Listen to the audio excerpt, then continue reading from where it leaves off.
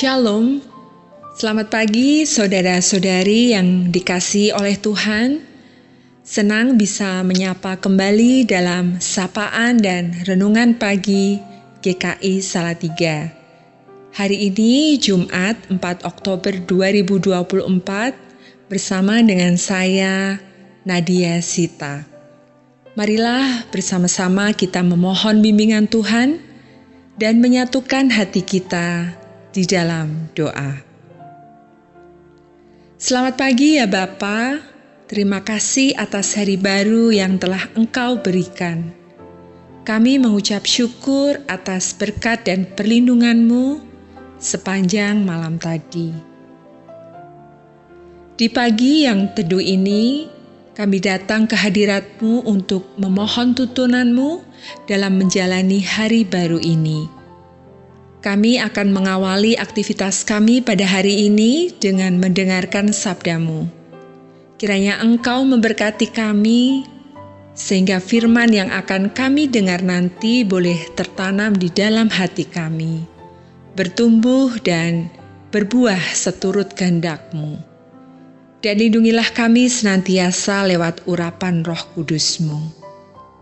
Hanya inilah doa dan pengharapan kami. Sempurnakan setiap doa dan isi hati kami. Dalam nama Yesus kami telah berdoa. Amin. Bapak, Ibu, Saudara-saudari yang dikasihi oleh Kristus, renungan pada hari ini berjudul Ibadah Keluarga.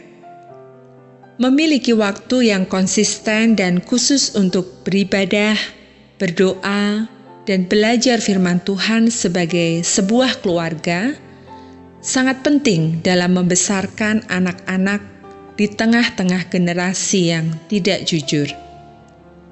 Dalam kitab Ulangan pasal 6, Allah menjanjikan kepada anak-anak Israel kelimpahan, keamanan, dan kemakmuran. Namun, janji-janji ini mendahului perintah penting dalam kitab Ulangan pasal 6 ayat yang ke-7 dan 8. Perkataan ini yang kuperintahkan kepadamu pada hari ini, haruslah engkau perhatikan.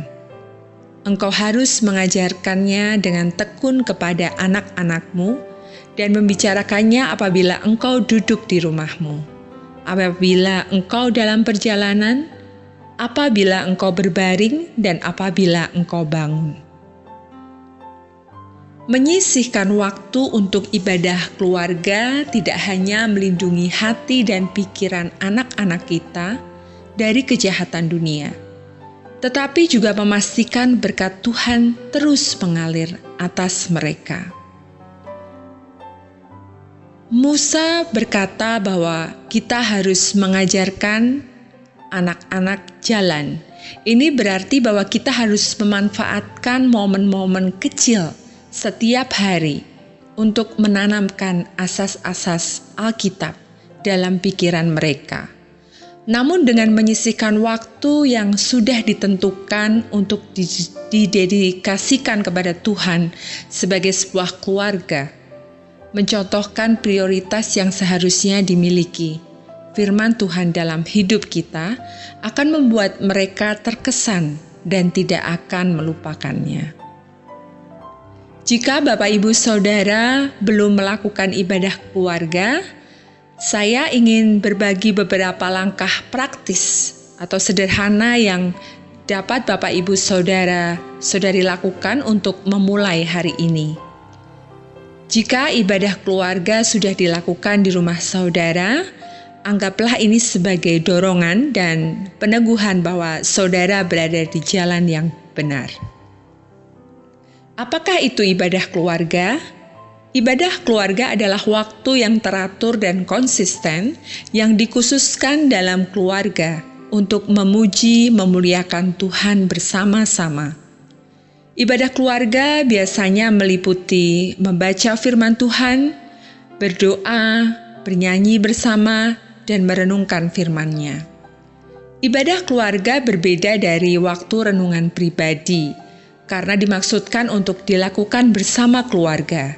Ini sebagai bentuk waktu yang dinantikan keluarga, saudara, dan menikmati hadirat Tuhan yang berlimpah bersama-sama.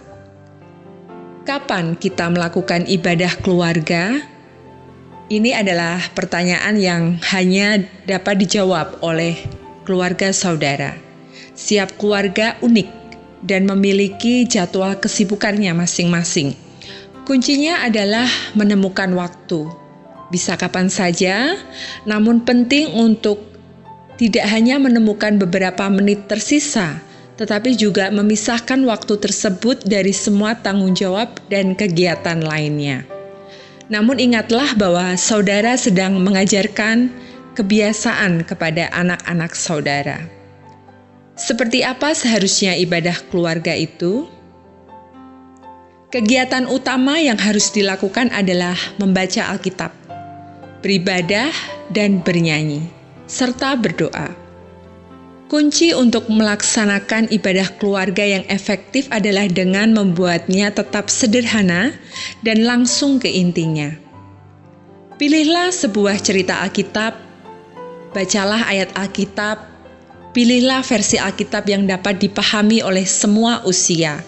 Lalu bicarakan tentang bagaimana ayat Alkitab dapat diterapkan dalam kehidupan keluarga Anda atau saudara. Akan berbeda-beda bentuknya dalam berbagai tahap kehidupan keluarga. Misalnya, ketika anak-anak saudara masih balita, penekanannya mungkin lebih pada bernyanyi dan cerita Alkitab dengan Alkitab bergambar. Saat mereka bertambah dewasa, saudara dapat menyertakan hafalan ayat Alkitab dan menantang mereka untuk memunculkan ide tentang bagaimana ayat-ayat tersebut diterapkan dalam kehidupan sehari-hari. Masa kanak-kanak juga merupakan waktu yang tepat untuk menghafalkan ayat-ayat Alkitab ketika pikiran cepat dan bersemangat untuk belajar. Saat mereka beranjak dari usia sekolah dasar hingga remaja, mintalah mereka memimpin beberapa waktu renungan keluarga dengan membaca Alkitab, memimpin renungan atau memimpin lagu pujian. Berapapun usia mereka, doronglah mereka untuk berdoa di rumah. Jika mereka dapat berkomunikasi dengan saudara, mereka dapat berkomunikasi dengan Tuhan. Ada banyak buku renungan keluarga yang memiliki panduan yang bagus untuk memulai renungan keluarga. Berapapun usia anak-anak Anda. Berapa lama seharusnya ibadah keluarga itu? Tidak ada ilmu pasti di sini. Jika saudara memiliki anak-anak yang masih kecil, mungkin ide yang bagus untuk memulai dengan waktu yang singkat, mungkin 10 menit. Dengan memulai dari yang kecil, saudara dapat mengajari mereka untuk duduk dalam waktu yang singkat dan mulai menetapkan rutinitas. Ketika mereka telah menguasai 10 menit, tingkatkan menjadi 15 menit. Saat mereka tumbuh dan dewasa, tingkatkan waktu yang Anda habiskan untuk melakukan renungan keluarga. Jangan berusaha untuk menjadi sempurna dalam ibadah keluarga. Berusahalah untuk menjadi konsisten. Saat saudara mendidik anak-anak saudara setiap hari, ingatlah tujuannya. Kita ingin anak-anak kita tahu bahwa Tuhan adalah pusat keluarga. Anak-anak tidak akan selalu ingat apakah ibadah keluarga sudah sempurna, tetapi mereka akan ingat bahwa ibadah itu penting. Mother Teresa atau Bunda Teresa mengatakan, "The family that prays together stays together, and if they stay together, they will love one another, as God has loved each one of them, and works of love are always works of peace." Keluarga yang berdoa bersama akan tetap bersatu, dan jika mereka tetap bersama, mereka akan saling mengasihi, sebagaimana Allah mengasihi setiap dari mereka. Dan karya kasih selalu menjadi karya perdamaian.